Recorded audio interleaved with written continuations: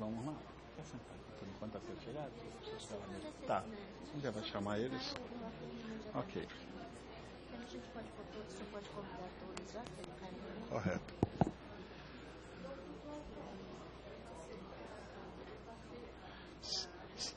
Senhoras e senhores deputados, senhores e senhoras presentes, declaro aberta a 7ª reunião da Comissão Especial destinada a proferir parecer ao projeto de lei número 6.583 de 2013, o Estatuto da Família. Informo que encontram-se à disposição de todas as senhoras e senhores deputados cópia da ata da 6ª reunião da comissão e indago ao plenário se há necessidade da leitura da ata anterior. Presidente, eu gostaria de pedir a dispensa da leitura da ata. Dispensada a leitura da ata, proposta do deputado Diego Garcia. Não havendo discordância, fica dispensada a leitura da ata a pedido do deputado Diego Garcia. Não havendo quem queira discutir, coloco em votação a aprovação da ata da 6ª reunião. Aqueles que aprovam permaneçam como estão. Ata aprovada. Hoje nós temos a grande oportunidade de começarmos mais uma audiência pública desta comissão. Comissão essa que trata de um tema muito importante para todos os brasileiros e brasileiras, que é acerca da família. E, de maneira específica, o tema hoje será família, desafios e atualidades. É um requerimento do nosso muito digno relator, deputado Diego Garcia, do PHS do glorioso estado do Paraná, que quero convidar para compor essa mesa os nossos palestrantes do dia de hoje. E logo após eu passarei, depois do convite das pessoas, passarei a presidência, como já é de praxe da casa, ao autor do requerimento. Então, quero convidar a senhora Elizabeth, se não sai perfeito aqui, porque é Kipman, é isso? Kipman, Cerqueira, diretora do Centro Interdisciplinar de Estudos em Bioética do Hospital São Francisco de Assis. Salvo engano, de Jundiaí, São Paulo. Não? Jacareí. É próximo, é só vizinho, mas é muito diferente. Por favor, quero convidar também a senhora Cleusa Vieira Bombonati, coordenadora nacional do Ministério para as Famílias da Renovação Carismática Católica no Brasil. E convidar também a senhora Lenise Garcia, doutora em Microbiologia e Imunologia pela Universidade Federal de São Paulo. Com a mesa tão bem representada pela equipe feminina, eu faço questão agora de convidar o nosso relator, o deputado Diego Garcia, para que tome lugar ao nosso lado. E eu fico muito feliz em ter essa mesa 3 mulheres que, como ninguém, tem sensibilidade para abordar esse tema com muita propriedade, que é sobre família. Desejar a todos vocês as boas-vindas a essa casa, parabenizar o nobre relator Diego Garcia pela apresentação do requerimento e nos dar a oportunidade de trazê-las a essa casa, e tenho certeza que a contribuição, que não só será para aqueles que passarão aqui ao longo do dia, quero só dar uma explicação para aqueles que talvez vêm e não estão muito habituados com essa casa. Hoje nós temos, são mais de 16 comissões em funcionamento praticamente que simultânea. Além disso, nós temos o plenário da casa. Então, normalmente os deputados passam, dão presença, ficam à parte da audiência pública, na hora das interlocuções eles voltam, e é um andamento só para vocês terem uma ideia da formatação da nossa audiência.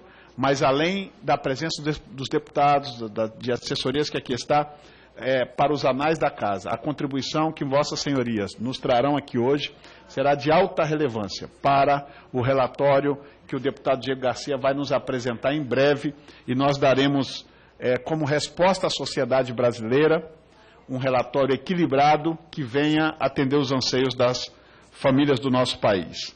Quero agradecer enormemente, em nome dessa comissão, o desprendimento e a disposição de vir contribuir com cada parlamentar e com essa casa e, com certeza, com o Brasil. Muito obrigado a vossas senhorias.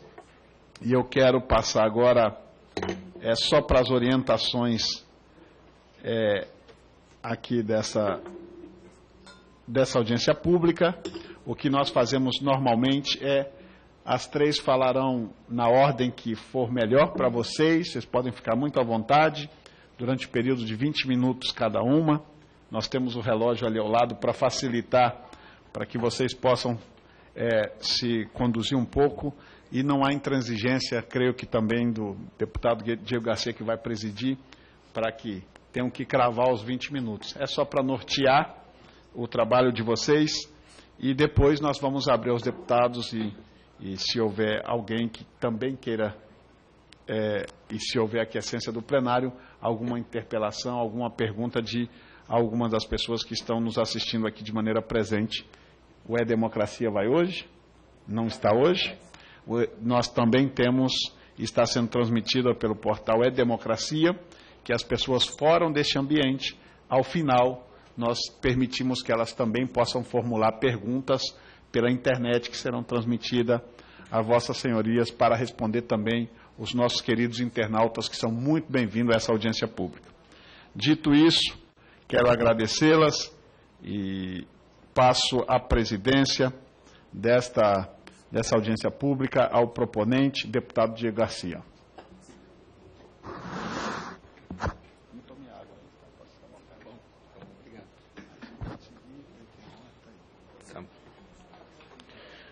Obrigado, presidente, deputado Sóstenes. Vamos dar início, então, às exposições, e eu gostaria de passar a palavra para a senhora Elizabeth Kipman Cerqueira, diretora do Centro Interdisciplinar de Estudos em Bioética do Hospital São Francisco de Assis. Vamos com a palavra, tenho tempo de 20 minutos para fazer a sua exposição, senhora Elizabeth. Bom dia a todos, bom dia para os senhores deputados aqui presentes. É uma grande alegria. É uma grande alegria, um grande prazer, uma grande honra participar da discussão do projeto de lei que dispõe, estuda e aprofunda o assunto da família.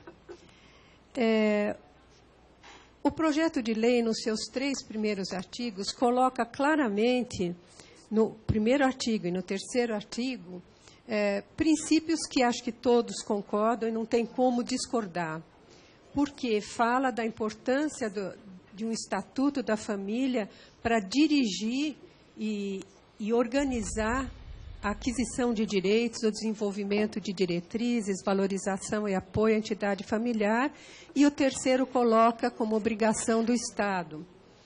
O segundo usa a definição de família da Constituição.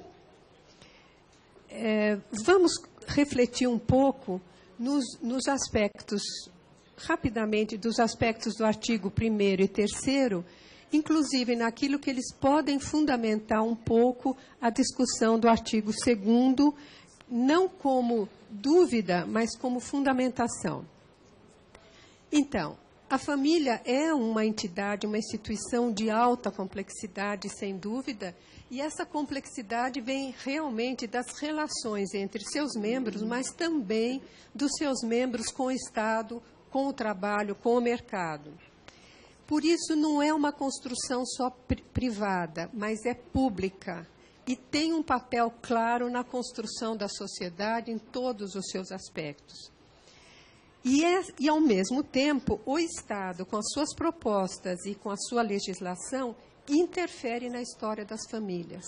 Então, nós estamos agora falando do Estatuto da Família e temos que pensar que esse Estatuto pode interferir profundamente no sentido positivo ou no sentido negativo. Para isso, é preciso reconhecer, é preciso valorizar a importância da família e como ela é incorporada à política social. Porque ela, como outras situações e outras instituições, pode não ser incorporada, pode ser simplesmente usada, né? Quais as políticas que são importantes para a família? Quais os impactos que essas políticas têm na vida das famílias? Para isso é necessário começar pelas necessidades que as famílias colocam. Não são necessidades externas de qualquer grupo, mas é necessário avaliar a necessidade que as próprias famílias apresentam e que precisam ser resolvidas.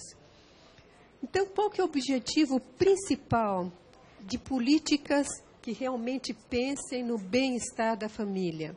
Qual que é o objetivo principal de um estatuto da família? Primeiro, é necessário descobrir quais são as fontes das dificuldades familiares, para ver quais medidas apresentam a possibilidade de mudança e quais recursos vão ser necessários para que se chegue à construção de uma cidadania, porque toda caminhada é na construção e na conquista de direitos. Bom, de que família nós estamos falando? Nós estamos falando da família brasileira.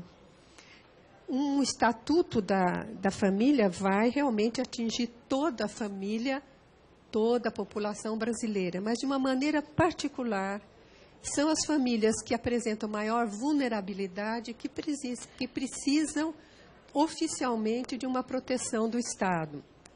Lembrando disso, lembremos qual a necessidade que essas famílias apresentam.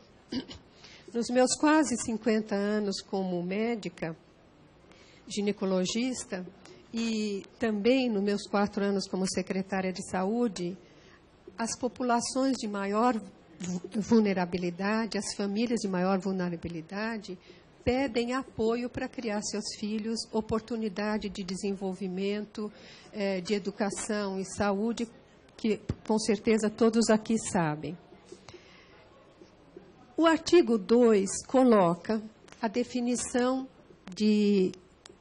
do que é a família. E coloca uma definição que vem da ordem natural. União entre um homem e uma mulher por meio de um casamento ou união estável, ou ainda por comunidade formada por qualquer dos pais e seus descendentes. Não cabe realmente ao Estatuto discutir alguma coisa que é constitucional e que é mais profundamente baseada numa lei natural. Mas, em função da discussão e da oposição, vou levantar da oposição a essa ideia, inclusive aos questionamentos que chegam aos nossos próprios filhos e netos e estão dentro das escolas, eu vou levantar algumas situações nesse sentido. Primeiro, da onde vem a necessidade da mudança de conceito? E será que é um momento para a mudança de conceito? A família, sendo a primeira célula de organização social muito mais antiga, prévia ao Estado, ela é realmente a célula germinal da comunidade estatal. E a família atual realmente se caracteriza pela busca de afeto, felicidade, pelo menos inicialmente é assim que se formam as famílias.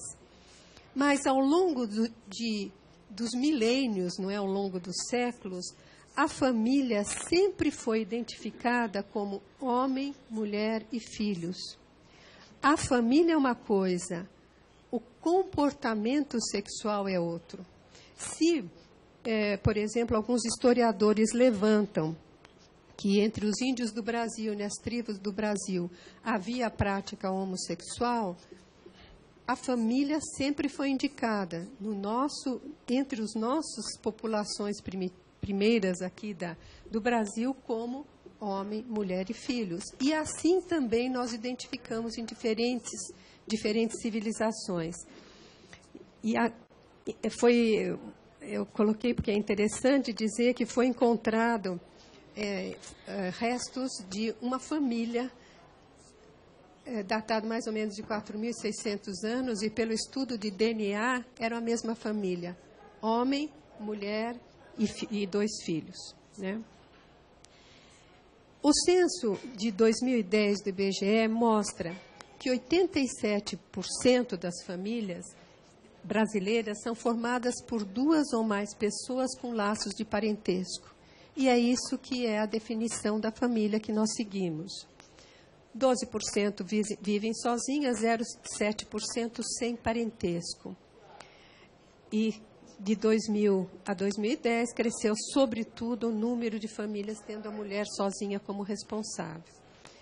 Nós estamos numa sociedade pós-moderna, uma sociedade de direitos, mas é direito de quem quando se fala em família? Eu acho que este é o ponto que eu gostaria de levantar com bastante ênfase. Acho que é o ponto central da minha apresentação. Quando nós falamos em família, nós estamos falando em direitos da família. Mas em direitos de quem? Dos adultos? Existem limites?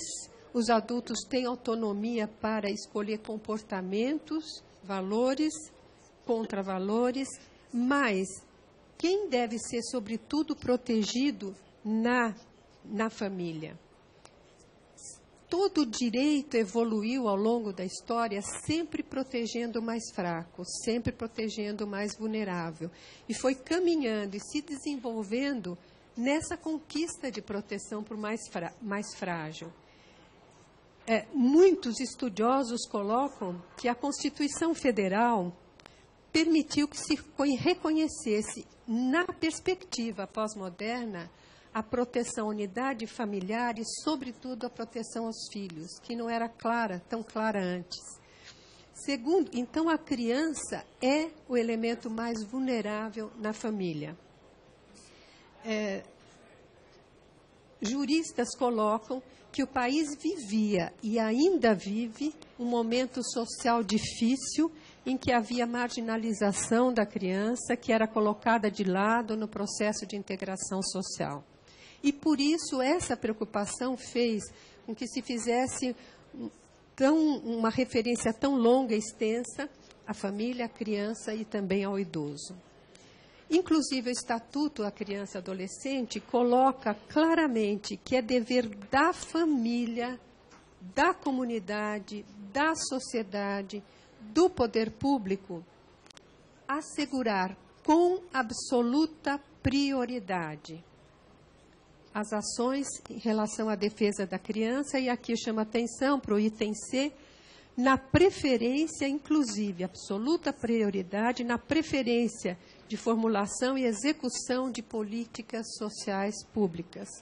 Então, quando se fala de Estatuto da Família, nós temos que pensar na criança.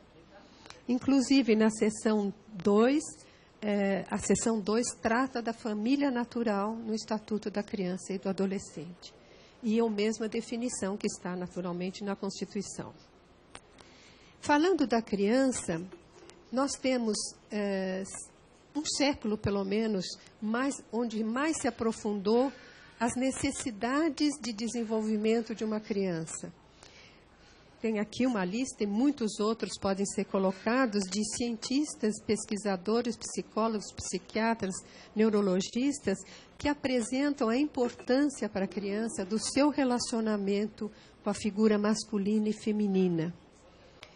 Será que isto daqui não teve sentido nenhum? Será que isso daqui foi alguma coisa vazia? Não. Se a gente estuda, nós vemos que existe uma comprovação, existem pesquisas, existem conclusões baseadas em metodologia científica provada dos efeitos da paternidade, da maternidade sobre a criança. Por isso, é necessário que se tenha muita prudência nesse assunto, que se entenda que não são horas de mudanças radicais sem estudos claros que comprovem qualquer necessidade de mudança. Isso não quer dizer de forma alguma preconceito. Isso quer dizer cuidado, prudência, estudo daquilo que a humanidade já conquistou. E quando se fala numa união que não seja homem e mulher, sempre vai faltar para a criança ou um pai e uma mãe. Porque comportamento é diferente de ser homem ou mulher, ser pai ou ser mãe. Sempre vai faltar um ou outro, mesmo que se usem técnicas mais desenvolvidas para fecundação in vitro ou o que for. Por isso, diante desse desenvolvimento dos avanços tecnológicos, vamos colocar claramente, família não é apenas qualquer relacionamento de seres humanos. Não é só uma amizade, uma comunidade social impessoal. Não. É uma relação enraizada na natureza humana e regida pela lei natural, como se acompanha ao longo dos milênios da humanidade. O Estado, por que juridicamente o Estado beneficia o casamento heterossexual?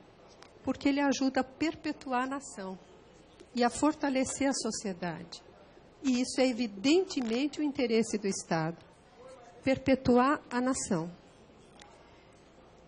Porque, por uma insuperável impossibilidade biológica, pessoas do mesmo sexo não vivem a totalidade da união sexual e é uma união naturalmente estéril. Para vencer essa esterilidade, pode-se usar avanços tecnológicos, ou seja, pode-se usar ações artificiais. Da mesma maneira, podemos dizer que a união heterossexual é naturalmente fértil. E para impedir isso, também precisam ser usadas ações artificiais, métodos anticoncepcionais. Então, nós temos uma união que é naturalmente fértil e uma união que é naturalmente infértil, né? Por isso, existe uma clareza que o conceito, ao longo da humanidade, independente da discussão, antes precisava muito filho, hoje não precisa tanto, como que é o assunto de controle de natalidade, independente disso, o núcleo, a célula original do Estado é a família, e a família assim constituída. Agora fica uma pergunta que levanta o seguinte: se é tão claro, se a maioria da população brasileira pensa outra coisa, é possível que exista uma estratégia ideológica, exista alguma manipulação da própria família para chegar a uma conclusão diferente? Por alguns sociólogos e cientistas sociais e juristas, é colocado que a família é vista como um desvio de energias que poderiam ser canalizadas para setores de maior capacidade de respostas em termos de transformação das relações sociais em seu conjunto. É verdade, mas uma coisa é partir da realidade da família e outra coisa é pensar em usar a família para a transformação de relações sociais. Então, levanto apenas como necessidade de fundamentação, necessidade que o corpo legislativo maior estude a proposta de estabelecimento de gênero que, desde Pequim, apresenta uma conclamação aos governos de incorporar como preocupação principal na mídia, na população, a perspectiva de gênero em todo o programa, em toda a política, em cada instituição pública e privada. Isto não é invenção, isto foi uma conclamação para os governos na ação de conferência sobre as mulheres em Pequim, na China, em 1994. Então, da onde que pode ter vindo isto? Apenas para lembrar que no livro de Engels, ele coloca não mais uma luta política entre classes, mas coloca que a propriedade privada começou com a dominação do homem sobre a mulher, no seu livro Origem da Família, da Propriedade Privada e do Estado. E isso Marx assumiu. E depois coloca claramente que para ter sucesso a doutrina marxista no mundo todo, seria preciso primeiro desconstruir a família como era conhecida e é conhecida até hoje. Ninguém está negando o abuso e aquilo que as mulheres sofreram ao longo do tempo. E é muito bom que houve lutas feministas da primeiro momento, do segundo momento, e por isso, inclusive, eu estou aqui, porque senão nós não estaríamos aqui. Né? Bom, mas realmente o que aconteceu é que a linha feminista do terceiro momento radical coloca claramente, por exemplo, Sulamita Firestone, que está nessa linha, na sua dialética do sexo, coloca: para garantir a eliminação das classes sexuais, dizia, assim como se você quiser garantir a igualdade das classes econômicas, exige-se a revolta da classe inferior, as mulheres, e a tomada de controle da reprodução. Isso realmente está acontecendo. Tudo bem, as mulheres devem dirigir as suas vidas. Mas o que é perigoso, muito perigoso, é a negação da realidade. O objetivo final da revolução feminina deve ser, diversamente do objetivo do primeiro movimento feminista, que era pela igualdade, depois pela diferença daquilo que é próprio da mulher, não apenas a eliminação do privilégio masculino, mas da própria distinção sexual. Então, a proposta que está por trás de um certo movimento que precisa ser estudado, precisa ser consciente, é a negação da própria distinção sexual. E a presidente da Comissão Feminista de Socialistas Democratas da América, ela coloca o seguinte: a cultura gay lésbica também pode ser vista como uma força subversiva capaz de desafiar a natureza hegemônica da ideia da família. Isso deve, contudo, ser feito de modo que as pessoas não percebam o que estamos fazendo por oposição à família em si mesma. Um simples slogan, no sentido de esmagar a família, pode ser visto como uma ameaça, não apenas para a classe dominante, mas também para pessoas da classe operária. Para que a natureza subversiva da cultura gay seja usada com eficiência, temos que apresentar modos alternativos de compreender as relações humanas. Também na minha prática médica, e nós todos na nossa vida, sabemos da necessidade de reconhecer, acolher como pessoas toda e qualquer pessoa. Mas isso não é, isso é uso delas. Uso, às vezes, dos conflitos, do sofrimento. Né? Assim como se usou das mães que estavam grávidas de nenês portadores de anencefalia para se conseguir uma ampliação dos direitos ao aborto. E aqueles que defendem esse aspecto colocam como se fosse a mesma coisa a igualdade racial e a igualdade de gênero. Não são duas coisas iguais. Quando se refere à família, a igualdade racial é evidente que continua e tem que ser conquistada, sem dúvida nenhuma, em todos os aspectos. E em relação à família, nós podemos ter pessoas se unindo de diferentes etnias e continuam sendo família. Negro, asiático, branco, o que for. Podem se unir, homem e mulher, independente da sua etnia, e continuam sendo família. É diferente de gênero. Gênero é outra coisa. Gênero é outra proposta. Por isso, veja, isso aqui, 7º prêmio para educar. A inscrição terminou esse ano, está correndo esse ano. Então, essa insistência que a família homossexual é uma questão de direitos civis semelhante à luta pela igualdade racial dos anos de 1960, não é a mesma coisa. E apenas para terminar, para pensar no que acontece com os nossos filhos, os nossos netos, o seguinte: essa é uma proposta clara que vem não da gente, que vem da identidade de gênero, que coloca a identidade de gênero como o que você pensa sobre você mesmo, A orientação afetiva sexual, a quem você física emocionalmente é atraído. O sexo biológico, aquilo que você tem como característica de órgãos, hormônios e cromossomos, e a expressão de gênero, como você se comporta. Comportamentos são aprendidos. Comportamentos são adquiridos principalmente a partir da infância.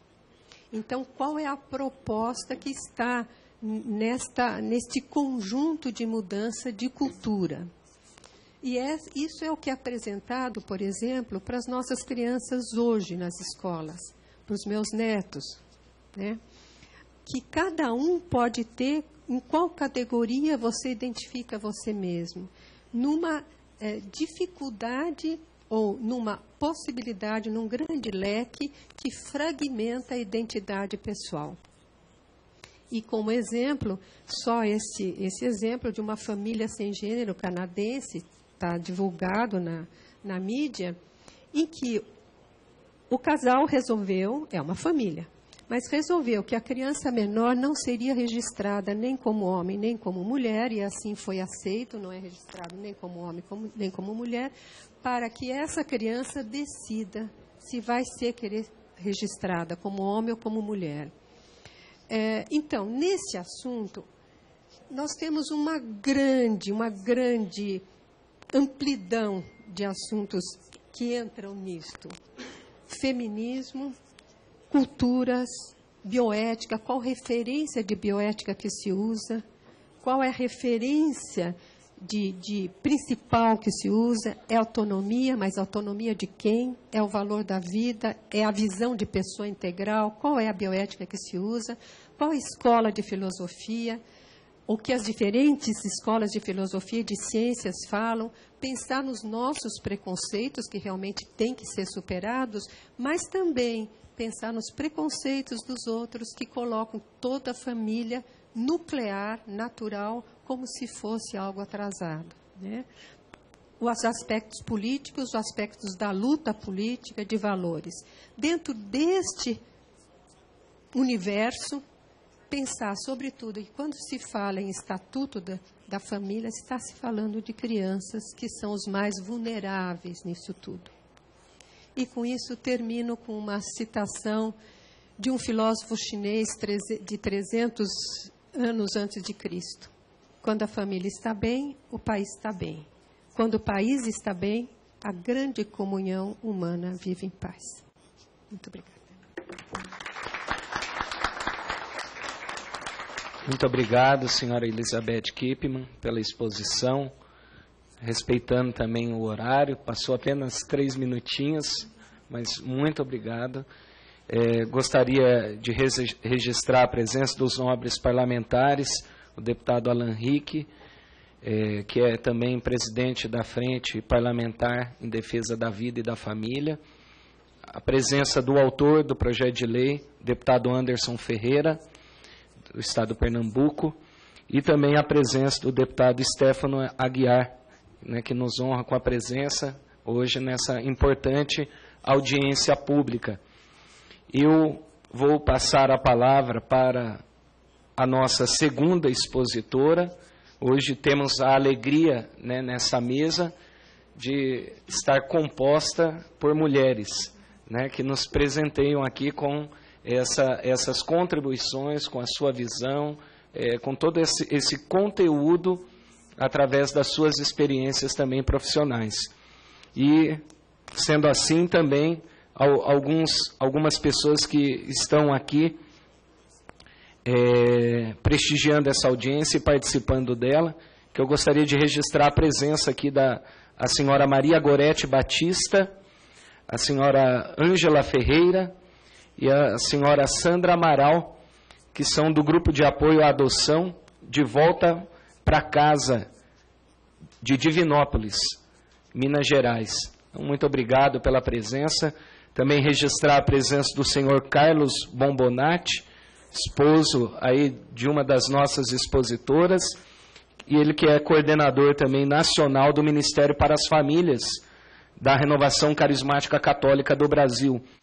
E registrar a presença também do senhor Sérgio Rodrigues, que é coordenador do Ministério de Fé e Política aqui do Distrito Federal. Sendo assim, eu gostaria de passar a palavra para a nossa segunda expositora, a senhora Cleusa Vieira Bombonati, coordenadora nacional do Ministério para as Famílias da Renovação Carismática Católica no Brasil.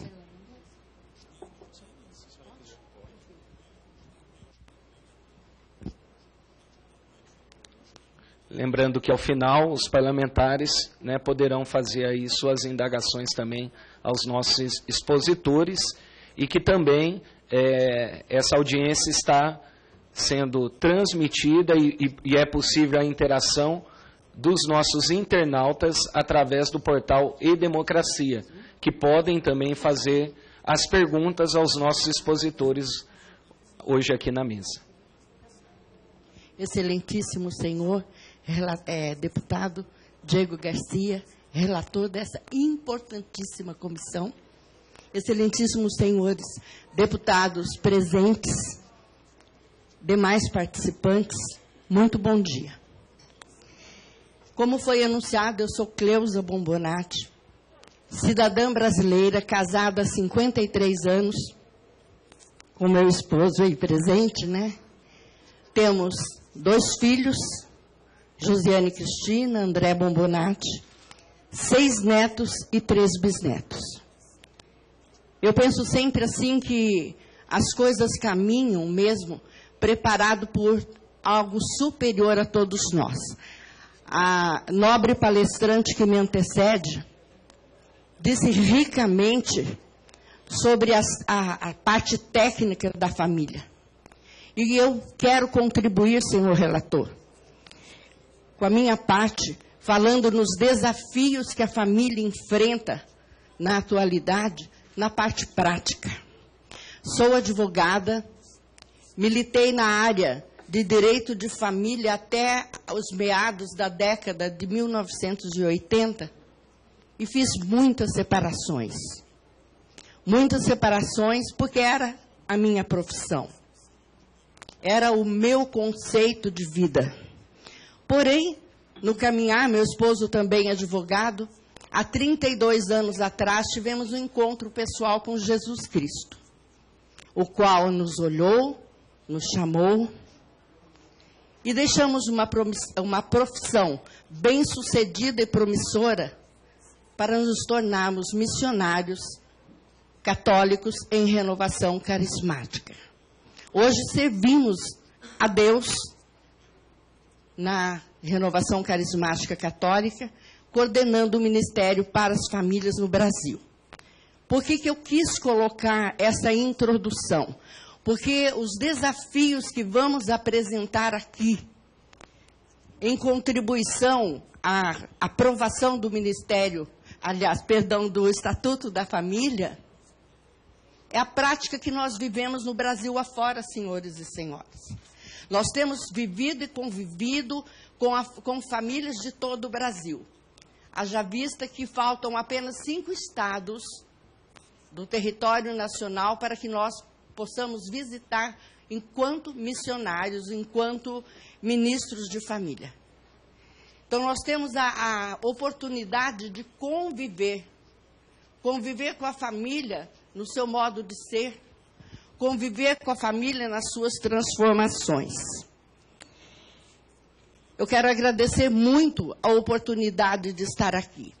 Como eu disse, há 32 anos atrás mudamos o rumo da nossa vida, mas há 23 anos trabalhamos com família, dentro da Renovação Carismática Católica.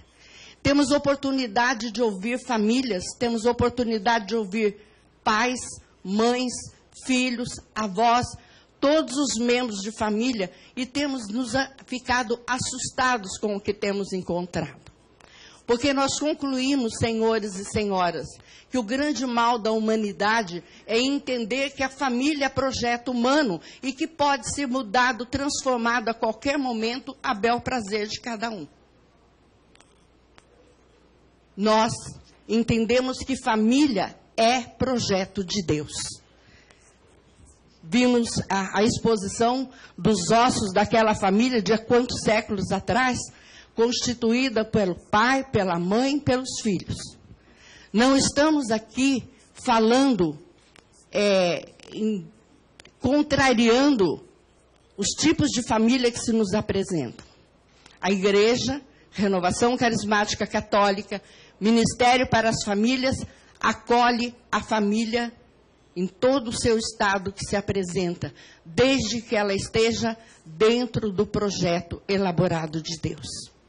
Quero dizer para vocês que, só lembrar um pouquinho da origem da família para que possamos compreender aquilo que desejo expor. Quando Deus criou o homem, o colocou num paraíso. Porém, Deus entendeu que aquele homem necessitava de uma ajuda que lhe fosse adequada. Fez a mulher e apresentou a este homem, dizendo que eles seriam uma só carne. E nós estamos vendo e acompanhando o que está acontecendo.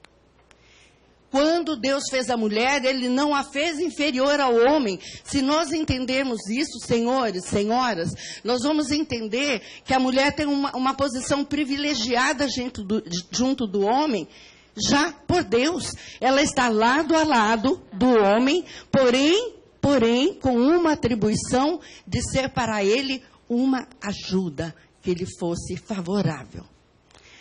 Deus entendeu que o homem necessitava da mulher como sua ajuda. E no decorrer do tempo, nós fomos vendo as transformações, como se nós tivéssemos combinado, ela falaria a parte científica, técnica, e a prática não teria se encaixado tão bem. Nós vemos, foi colocado, no decorrer do tempo, nós podemos perceber que isso foi mudando.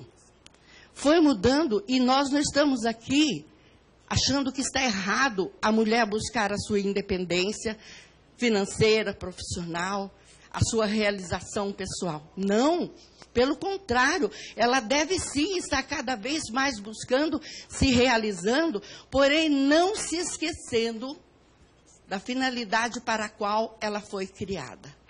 Ajuda adequada para o seu marido, para a sua família. Nós temos visto, senhores, que o homem, ele foi criado para cultivar e guardar a sua família. Isso tudo é bíblico. Deus é sábio. Ele fez um projeto perfeito. Nós que tornamos imperfeito, querendo mudá-lo e adaptá-lo às nossas condições. Eu quero dizer que eu fico com o projeto original de Deus para a família. E com o passar do tempo, o homem foi se esquecendo, buscando tanto o ter, que foi se esquecendo de ser. Ser o guardião da sua casa, ser o guardião da sua família, ser o provedor da sua família, estar atento de sentinela, cuidando e protegendo a prole que lhe é confiada. Nós vamos constatar que temos visto jovens, muitos jovens, gritando pelas ruas. Talvez hoje ao vir para cá você tenha cruzado com algum jovem gritando. Sabe de que maneira, senhores? Deformando a sua aparência física, destruindo a sua identidade. Quando eu afirmo que eles estão gritando, eles não estão gritando para mim e para você. Estão gritando para os seus pais. Pais, eu existo e quero ser amado. Pais, eu existo e quero saber que tem alguém que me impõe limites porque me ama. Pai, eu existo e quero ter um porto seguro ao voltar para casa. Mas o que nós vemos é cada qual buscando os seus próprios interesses. Homens correm para conseguirem o ter. As mulheres correm não para complementar, mas às vezes até para competir com aquele a quem ela prometeu ser sua ajuda adequada até que a morte o separe. nós estamos vivendo uma verdadeira inversão de valores. Lembrando que nesse ambiente que estou descrevendo, encontramos ali nada mais, nada menos que filhos. Filhos que ficam desprotegidos, filhos que ficam à mercê de tudo que lhes é apresentado. Precisamos entender que a paternidade e maternidade responsável dificilmente está sendo encontrada por esse Brasil afora, onde eu e meu esposo constatamos em nossas missões. Os filhos estão num ninho desguarnecido, cada qual buscando suas próprias realizações, e os filhos ficam à mercê do que se lhes apresenta. Eu sou de um tempo, sou antiga, tenho 72 anos, mas sou de um tempo em que os professores eram semideuses. Nós olhávamos para os professores como a nossa esperança. É dele que me vem a sabedoria, é na mão dele que está o meu futuro. Respeitávamos os nossos professores e nossos pais assim nos ensinavam. Respeite o seu professor, que se vier aqui alguma reclamação, você vai se entender comigo. Hoje, o que nós vemos, senhores? Hoje, eu sou do tempo em que a gente dizia, a educação vem do berço. Hoje nós vemos pais terceirizando a educação dos seus filhos. Temos conversado com mães que dizem assim, eu pago muito bem para a escola que o meu filho estuda, então os professores são obrigados a ensinar meus filhos. Eu não sei de onde está saindo este conceito. Apesar de ser antiga, como disse, aprecio a evolução da tecnologia, os meios de comunicação, a modernidade, digamos assim, aprecio e usufruo. Entretanto, dever de marido e mulher, de pai e de mãe, não mudam nunca. Muito pelo contrário.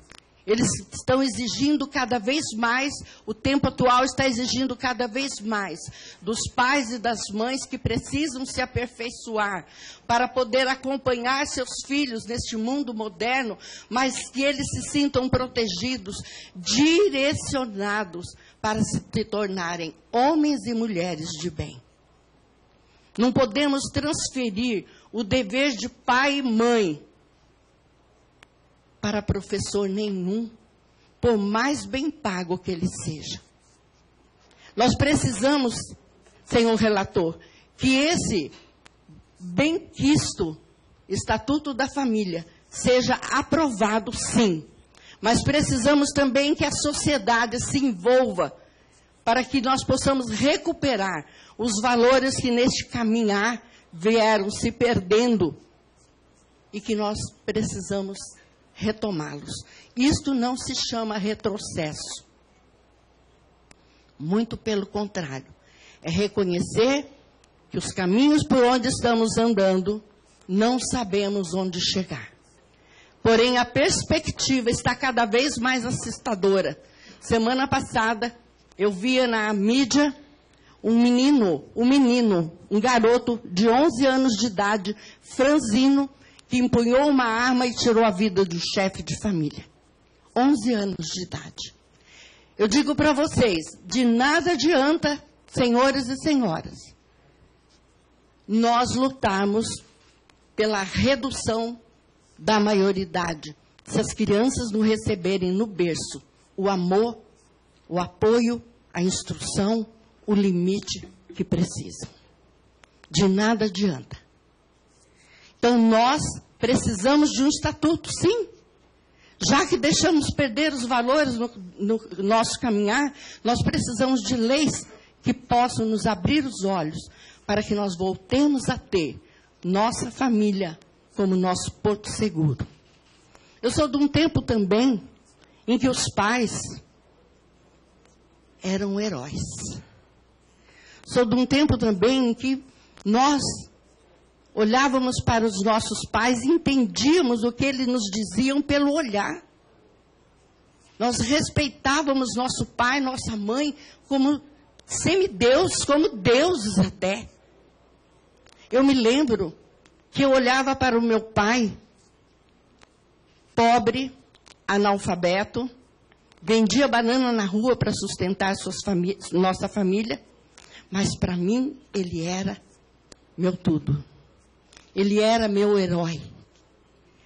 Por quê? Porque eu via na figura do meu pai um homem íntegro, um homem que lutava pelo direito, pela justiça, um homem cumpridor de seus deveres, um homem digno.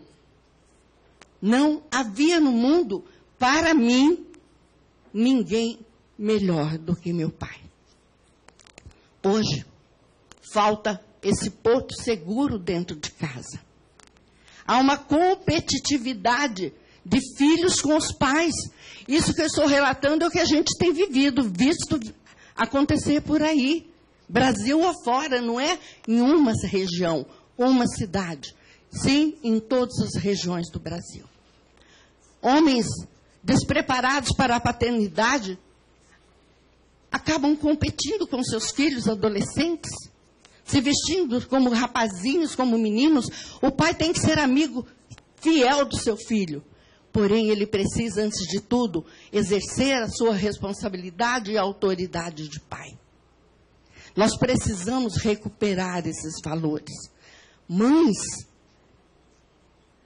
hoje existe aquela corrida para manter a juventude. Concordo com tudo isso.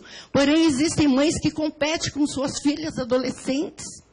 Lindas, eu tenho conversado com adolescentes. Minha mãe nem olha para mim, ela me chama de patinho feio, porque minha mãe é linda. Então, aquilo desperta uma revolta dentro das suas filhas, que passam a ser inimigas das suas mães, rivais das suas mães, ou ver as mães como suas rivais. Então, nós precisamos voltar a ser pai e mãe.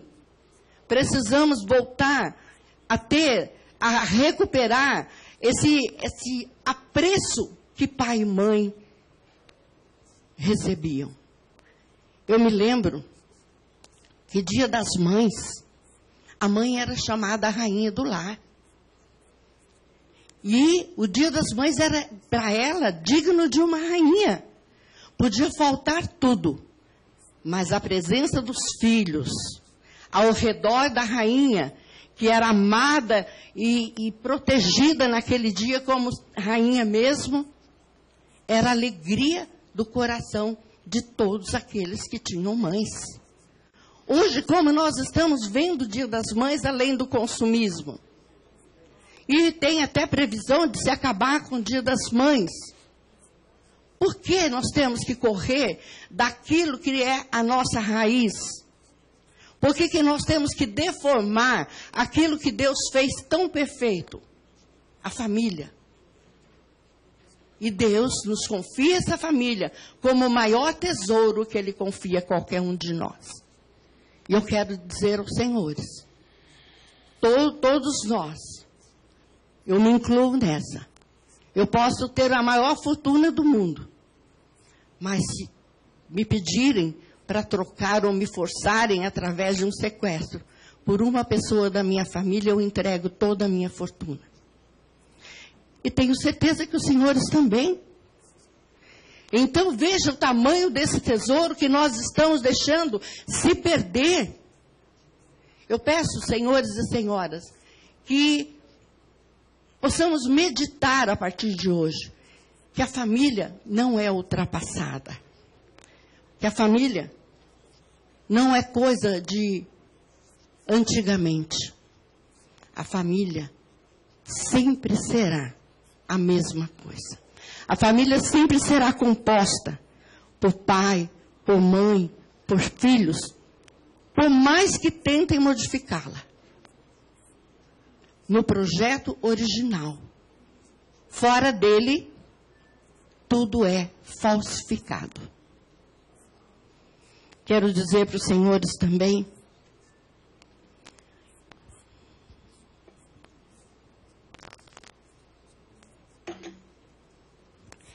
nós lutamos pela manutenção da família segundo o projeto de Deus.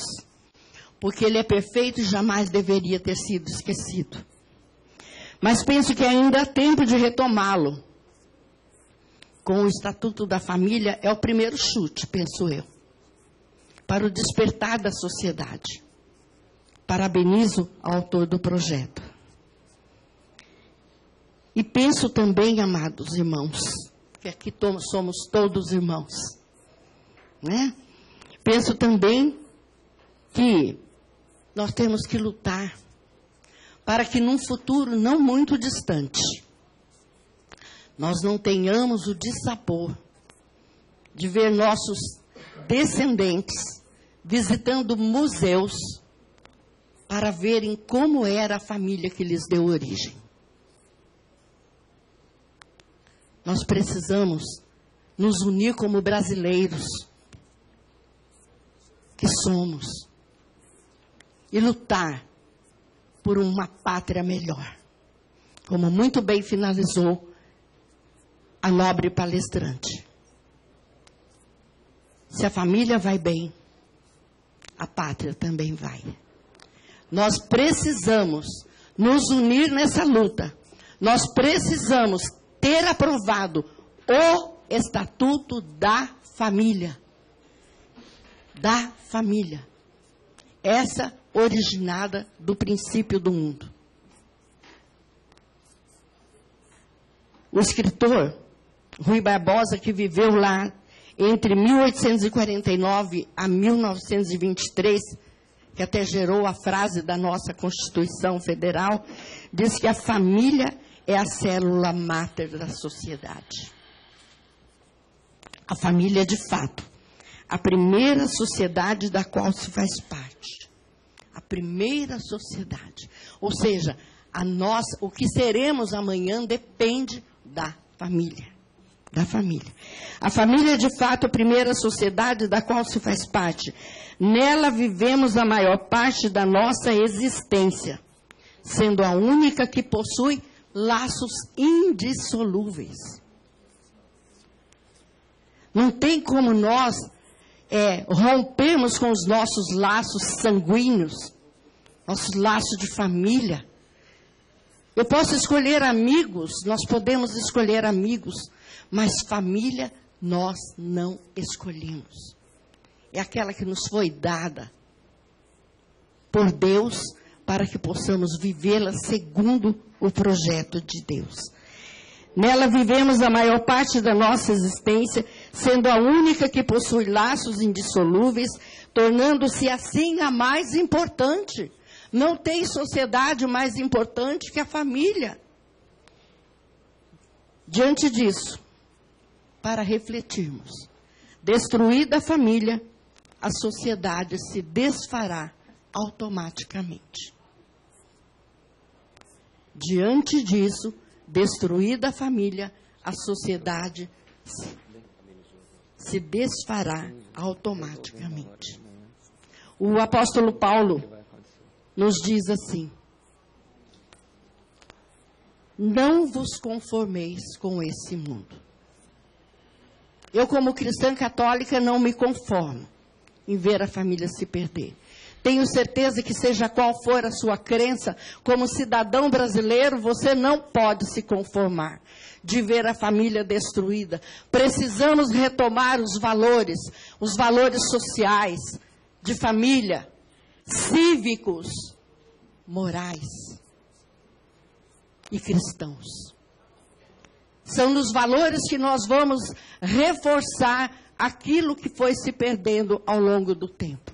São nos valores que nós vamos conseguir ver vocês e nós, com certeza, já do outro lado queremos ter a oportunidade de ver a descendência da nossa família vivendo felizes, com problemas, mas vencendo todos unidas, porque Deus fez o homem e a mulher para serem um só, juntamente com os seus filhos. Muito obrigado, senhores. Que Deus nos abençoe. Tenho dito.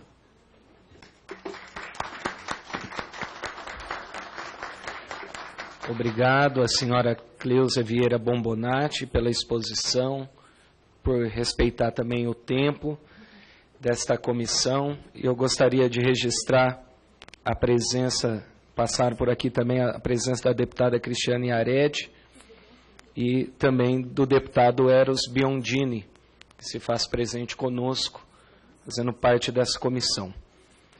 Bom, eu gostaria de conceder a palavra agora à nossa terceira e última expositora, a senhora Lenise Garcia, doutora em microbiologia e imunologia pela Universidade Federal de São Paulo. Então, com a palavra, a senhora Lenise.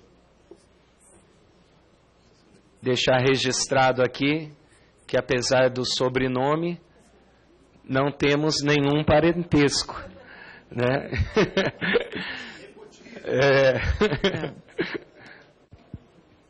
Gostaria... Bem, muito obrigada. Só um momento, senhora Lenise.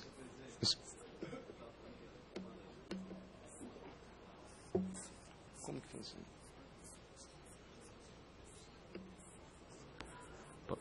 Senhor presidente, eu queria pedir a Vossa Excelência que me permitisse, porque tem outra comissão, tudo bem, que nós sempre chocamos o horário, né?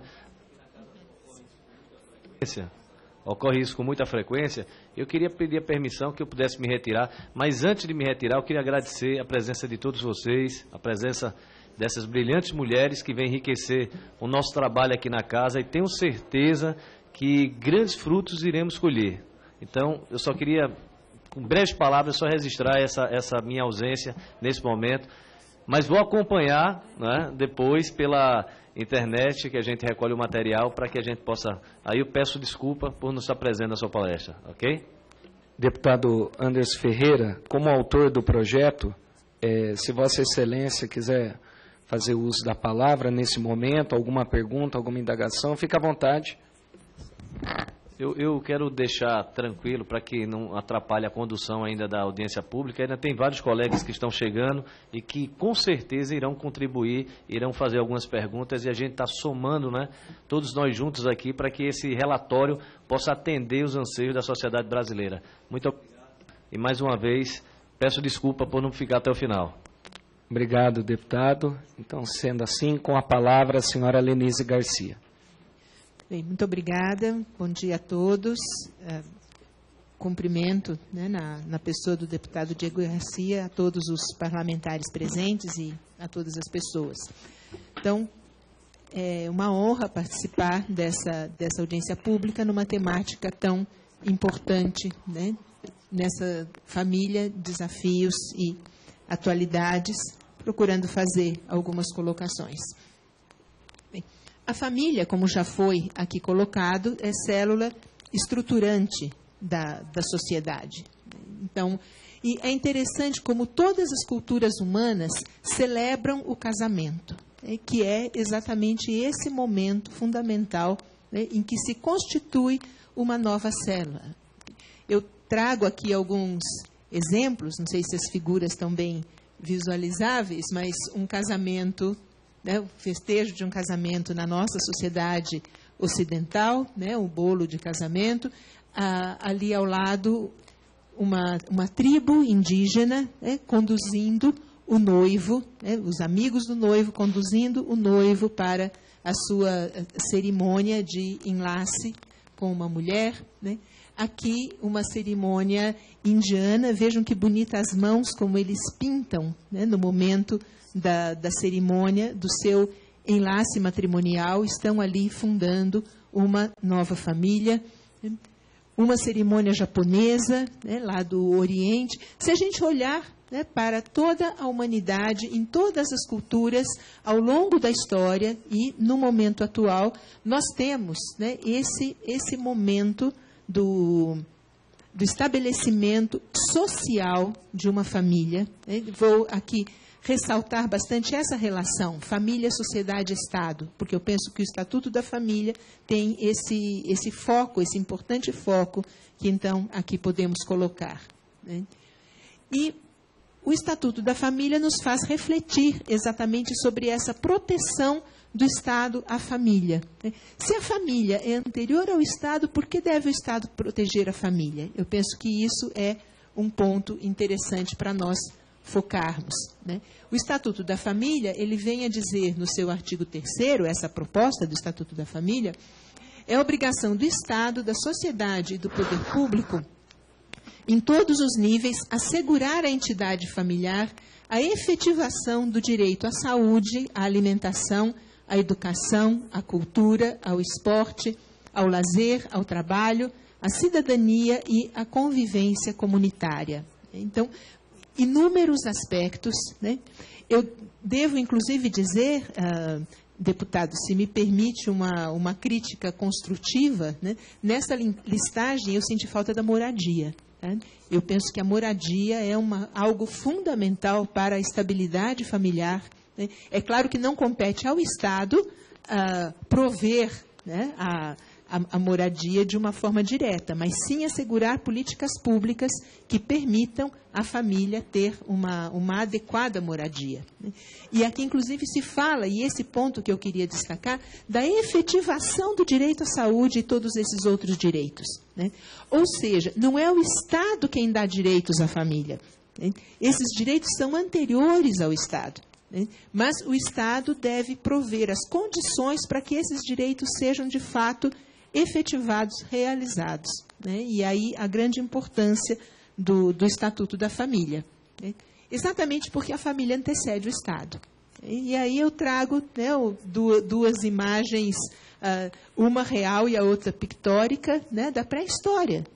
Nós temos, nas gravações que hoje nós podemos analisar, as mais antigas referências que nós temos do próprio ser humano, nós temos ali a família.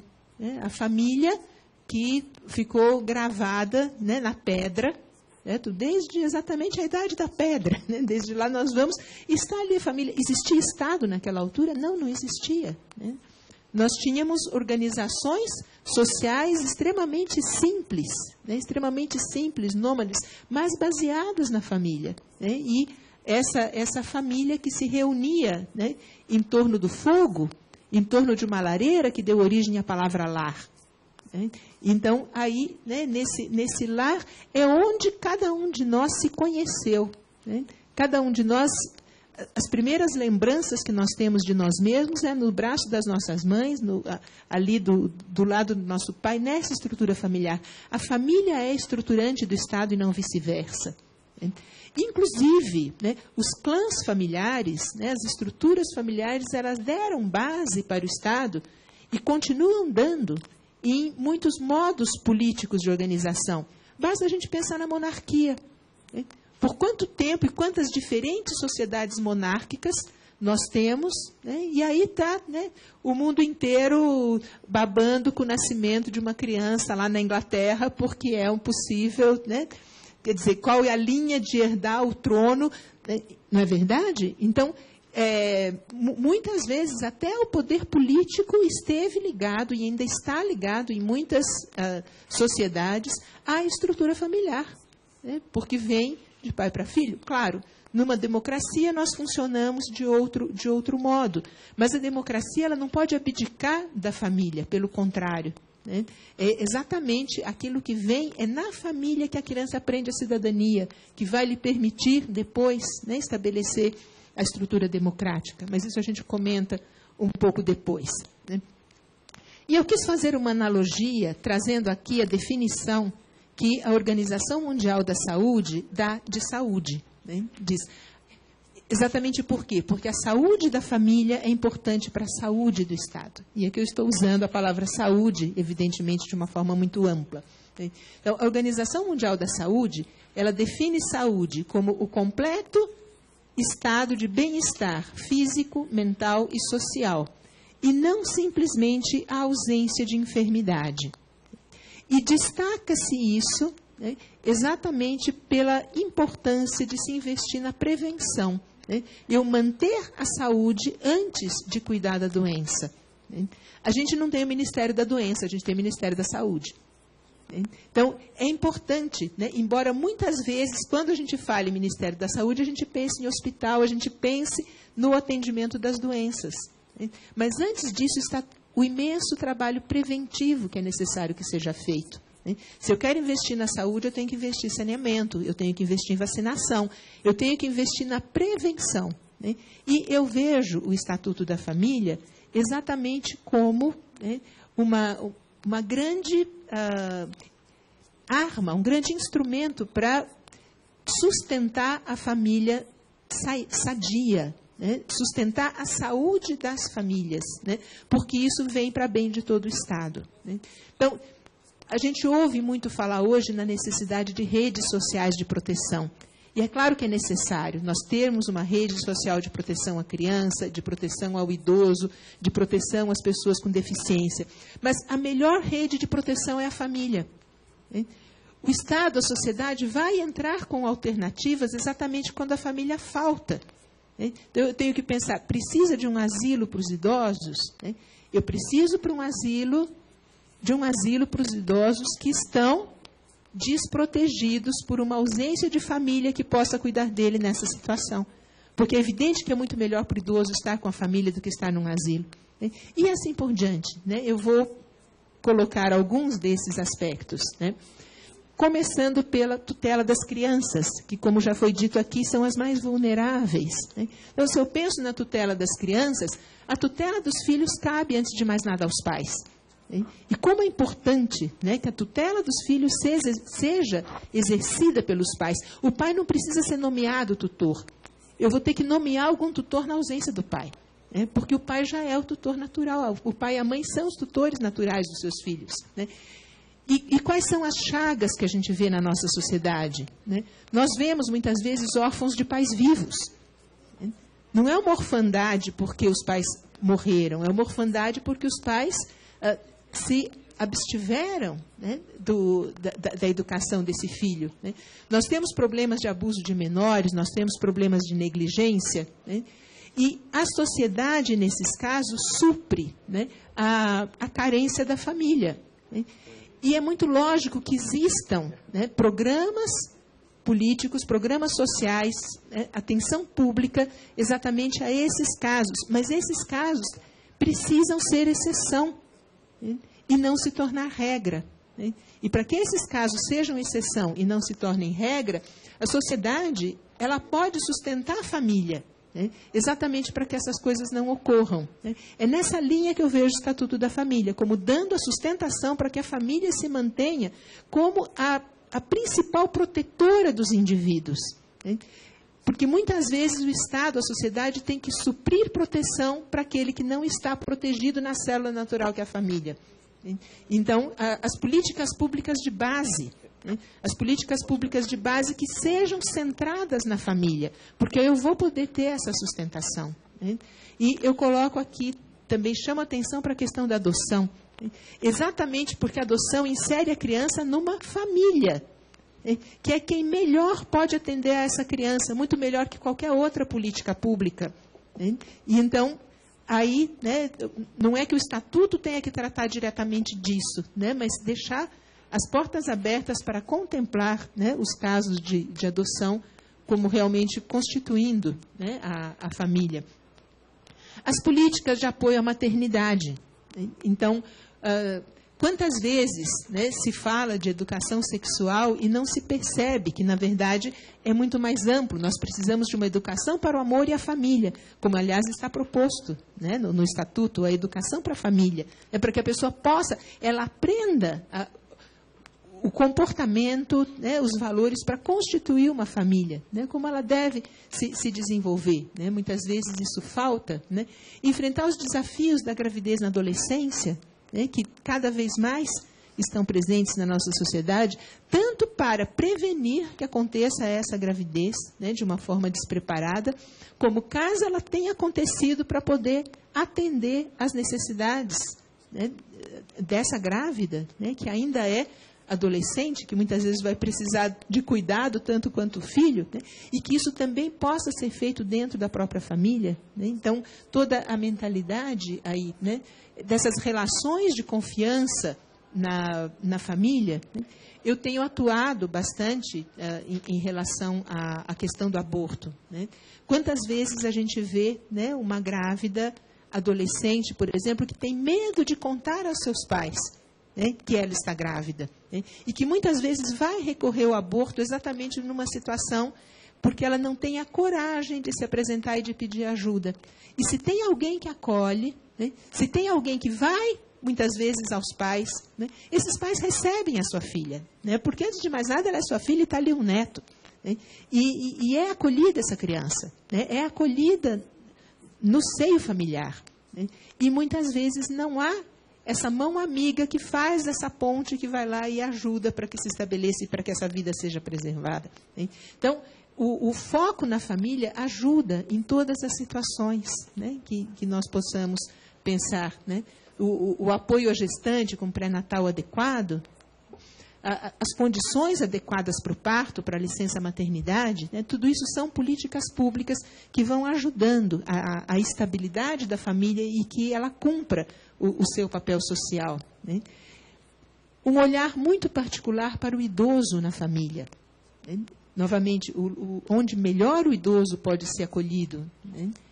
E nós podemos pensar 2, 3, 4 gerações, né? Que nós temos uma jovem bisavó, quando ela nos apresentou, né? Contou que é bisavó e é palestrante, não é?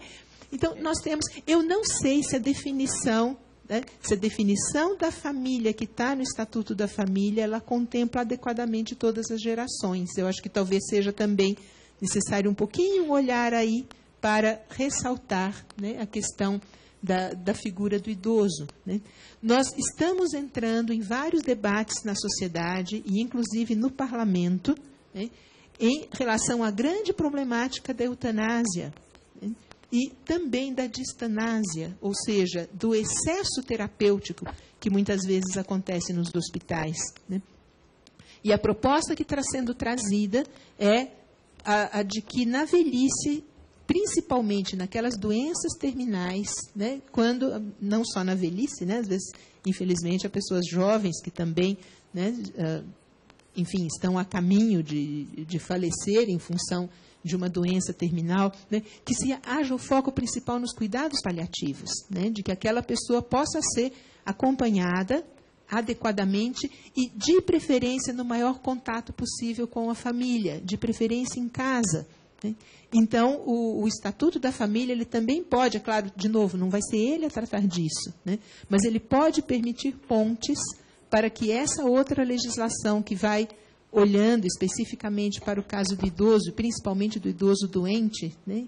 Que se facilite esse atendimento domiciliar, né? Para que não seja retirado do seio da família, para que possa dar continuidade à contribuição da sua sabedoria, inclusive, né? Quantas sociedades valorizam enormemente o idoso, né, que, exatamente como sinal de sabedoria, a nossa sociedade vem perdendo essa perspectiva, muitas vezes. Né. Precisamos de famílias fortes, perdoem-me a brincadeira da figura, né, mas porque acho que caracteriza muito, é a família forte que vai fazer um Estado forte. Né. E aí também nós podemos ter um olhar para a problemática demográfica. Né. Quer dizer, se falou muito em explosão demográfica. Hoje, boa parte do mundo está em implosão demográfica, inclusive o Brasil. Né? Não atingindo o 2,1 filhos por mulher, que é necessário para a reposição da população. Então, há tendência da diminuição da população jovem. Né? Na população como um todo, não tem se refletido tanto pelo aumento da expectativa de vida, mas isso está trazendo, né, inversões, vocês sabem disso. Se fala da problemática da previdência social, né, porque nós vamos ter muito mais idosos. E eu acho interessante que, em todas as alternativas que se apresentam para essa problemática demográfica, eu ainda não vi o Estado dizer: precisamos aumentar a natalidade. Por que ninguém tem coragem de dizer isso? A nossa natalidade está muito baixa, e isso traz uma série de problemas sociais. Nós precisamos aumentar a natalidade. E como vamos aumentar a natalidade, a não ser fortalecendo a família? Né? E aquela família que, como disse a doutora Elizabeth, é naturalmente fértil. Né? Porque qualquer outro tipo de estrutura que não seja fértil não aumenta a natalidade. Então, eu preciso fortalecer. E que essa criança que venha fortalecida na sua estrutura familiar. Né? Que possa receber todo o apoio que ela necessita da sua família. Né? Atender a maior parte da população possível na família, né, representa o fortalecimento de toda a sociedade. Né? Se eu vou estruturando... Quer dizer, a família se estrutura por si, né? Mas o Estado precisa dar as bases, né? Os apoios que essa família necessita, principalmente aquelas famílias em alguma situação de vulnerabilidade, que é o que o Estatuto da Família também compreende muito bem, né? De dar apoio para que se mantenha o núcleo familiar, né? O que é necessário para que essa família possa estar contemplada, e também aquelas famílias que aparentemente não têm problema nenhum, né? Exatamente que o Estado não crie problemas para ela, né? Porque muitas vezes a sociedade cria problema para a família, em lugar de ajudar a que a família possa manter a sua estrutura e possa assim também ter o seu papel estruturante da própria sociedade. Muito obrigada.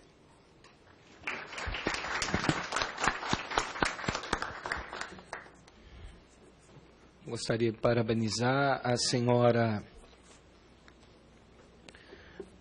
Lenise Garcia pela sua brilhante também exposição e gostaria de conceder a palavra, em primeiro lugar, aos demais parlamentares presentes aqui nesta comissão, seguindo a lista de inscritos, e cada parlamentar terá 3 minutos cada. Então, passo a palavra ao deputado federal, que representa o estado do Acre, o deputado Alan Rick, que é também presidente da Frente Parlamentar em Defesa da Vida e da Família. Com a palavra, deputado Alan Rick. Senhor presidente, doutora Elizabeth Kipman, quero também aqui cumprimentar os demais integrantes dessa dileta mesa, a coordenadora nacional do Ministério para as Famílias da Renovação Carismática, doutora Cleusa Vieira e doutora Lenise Garcia, que também nos abrilhantou com essa palestra que traz à luz o tema tão importante da defesa dos princípios da família. Eu gostaria de iniciar, senhor presidente, e também aqui fazer referência aos demais colegas que estão presentes e também aos servidores desta casa, aos assessores. Nós vivemos num momento de inversão de valores. No livro O Totem da Paz, de Don Richardson, onde nós podemos vivenciar uma história de um missionário cristão que vai catequizar a tribo dos Sauís, na Nova Guiné, tribos onde os valores engendrados naquelas sociedades tribais eram valores absolutamente diferentes dos valores anglo-saxões, né, ocidentais. E Don Richardson e aqueles missionários tiveram uma grande dificuldade ao compreender aquela sociedade. O principal valor para os Sauís era a traição. Era uma sociedade baseada quanto mais minuciosa era o plano de traição de uma tribo para dominar a outra, mais importante aquela tribo era. Então ele se vê diante de uma sociedade com valores absolutamente invertidos, né? E ele tem um grande trabalho de falar sobre um outro valor, o valor de se doar, né? O valor de Cristo que foi traído e que se doou e que teve sua vida ceifada em prol da salvação de muitos. Então, a inversão de valores naquela sociedade foi algo que me chamou muita atenção. E hoje nós vemos que há uma inversão de valores em nossa sociedade, né? Aqueles valores que são valores fundamentais para que a família se estabeleça como a verdadeira célula máter da sociedade, para que nós tenhamos sociedades saudáveis, no amplo sentido da palavra, como bem falou a doutora Lenise.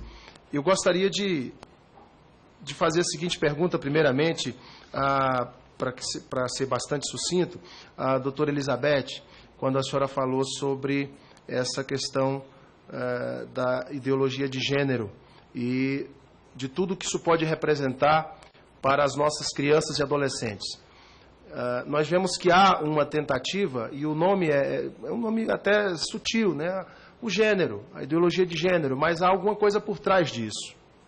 Há uma tentativa de se estabelecer um novo conceito de identidade física, biológica, psicossocial nas nossas crianças. E o objetivo é exatamente formar novas gerações com essa mentalidade. A minha pergunta, doutora Elizabeth, seria minha primeira pergunta: quais são os perigos desta ideologia de gênero, dessa mudança radical no que nós conhecemos como identidade, inclusive sexual e biológica, para as nossas crianças e adolescentes na atualidade? Quais são os perigos desta ideologia que sutilmente está sendo engendrada em nossas escolas? E a minha segunda pergunta, senhor presidente, se o senhor me permite, a doutora Lenise, é justamente quando ela fala sobre idosos e crianças. Eu apresentei um projeto de lei, doutora Lenise, que versa exatamente desse cuidado com o idoso doente, para que ele tenha realmente, efetivamente, e não apenas na letra, o atendimento em casa, em situação de doença, seja ela a doença terminal ou em situações em que o atendimento em casa traz muito mais benefício do que o atendimento ambulatorial ou hospitalar. E apresentei também um projeto de lei, junto com outros colegas, deputado Diego, que estabelece a educação em tempo integral no Brasil, com base no que nós entendemos ser um princípio de valorização do tempo na escola, do tempo útil na escola, para que muitos jovens que hoje, ao sair do seu período escolar, não têm um ambiente seguro, às vezes na sua casa, um ambiente saudável, e muitas vezes ficam à mercê de más companhias e todo tipo de situação que precariza a sua realidade. Então, a minha segunda pergunta, doutora Lenise, exatamente sobre a questão do amparo ao idoso e à criança e ao adolescente, no que se refere às políticas públicas, como é que a senhora também analisa hoje a legislação brasileira nesse caso e quais seriam as alternativas? A educação em tempo integral, na sua opinião, é uma alternativa? O cuidado ao idoso em casa é uma alternativa? Seria essa a minha pergunta à senhora, mas a primeira pergunta, doutora Elizabeth, sobre a questão da ideologia de gênero. Muito obrigado, senhor presidente.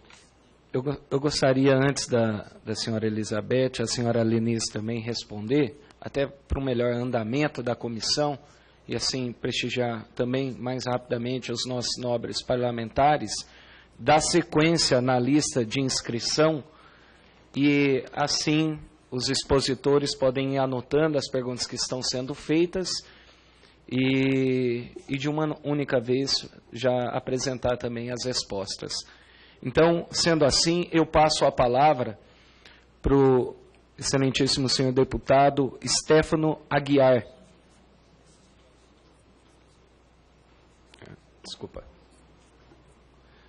Bom dia a todos. Eu gostaria de cumprimentar o nosso relator, deputado Diego Garcia, e parabenizar todas as senhoras pela brilhante exposição, que é muito proveitosa. Infelizmente, cheguei no final da exposição da doutora Elizabeth. Nós passamos aqui ano passado, eu, o deputado Eros Biondini, alguns da bancada católica, evangélica, por uma batalha que foi o Plano Nacional de Educação, onde queriam inserir a ideologia de gênero. E por 15 votos a 11 apenas, nós conseguimos ganhar. Foi uma batalha, mas não uma guerra vencida, porque agora os planos estaduais e municipais de educação estão sendo formalizados. Até temos uma audiência em Belo Horizonte, na segunda-feira, às 9h30 da manhã, sobre esse assunto, na Câmara Municipal de Vereadores. Bem, nós sabemos, eu quero apenas dar minha contribuição, não quero deixar questionamentos, não porque eu saiba muito do assunto, né? Não, apenas dar minha contribuição. Não sei muito não, mas tenho me aprofundado. Sabemos que faz parte de uma agenda cultural marxista, que o próprio Karl Marx diz que visava destituir Deus do trono. Sendo ele ateu, como que ele queria destituir Deus do trono? Uma sociedade judaico-cristã que tem por base a espiritualidade, né? Tem a moralidade e a família como base. Ele então visou atacar esses pilares. Nós sabemos, né, Cleusa, que você falava sobre escola. Eu lembro bem, quando eu levava o boletim com nota vermelha, minha mãe chegava: olha, você agora vai parar de jogar bola, de jogar videogame, o seu horário vai ser esse. Hoje em dia, não. A mãe recebe uma nota baixa, vai lá na professora, leva o filho: ó, você vai ter que me dar satisfação, por que meu filho tirou essas notas?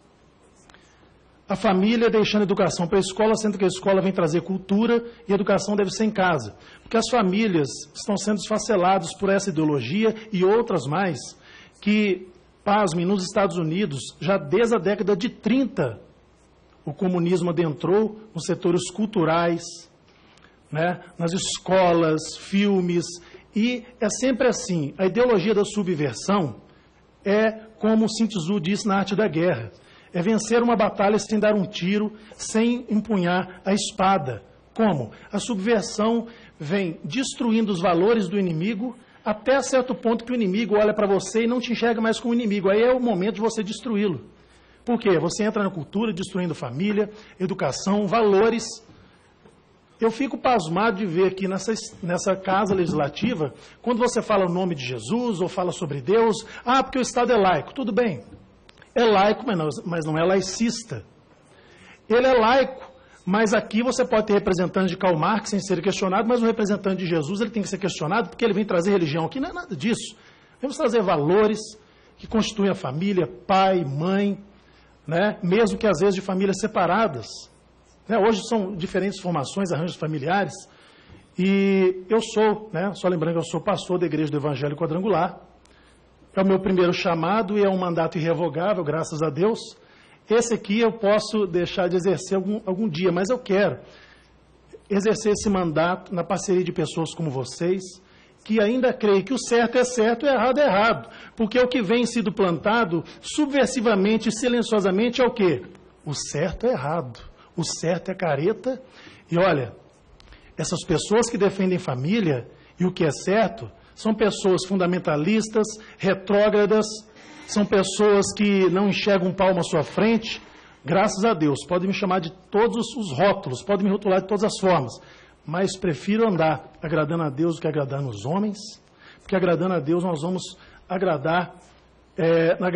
nós vamos manter esse padrão de família, de correção, de amor. E eu quero deixar aqui as palavras do apóstolo Paulo a um discípulo chamado Timóteo. Timóteo, prega a todo tempo, a fora de tempo, que vai chegar um dia em que não conseguirão ouvir a sã doutrina e elegerão para si doutores segundo as suas próprias concupiscências. Ou seja, as pessoas só vão gostar de ouvir aquilo que lhes satisfaz, aquilo que traz satisfação ao seu ego, à sua atitude hedonista, que hoje buscam muito prazer.